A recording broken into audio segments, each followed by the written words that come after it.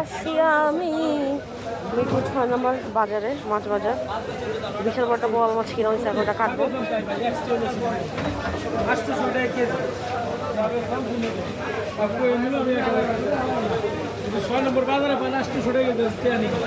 কি শোল মাছ কত টাকা বলে দেখে নাও।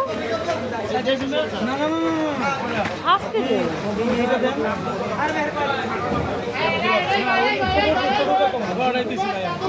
না না, ছোট একটা আছে, ওটা বাইরে করে। না, ছোট একটা দিছে পড়ার।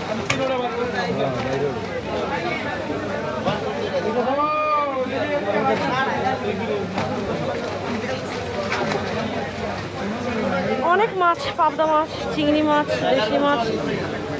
আমি আমার রূপচাটাকে কত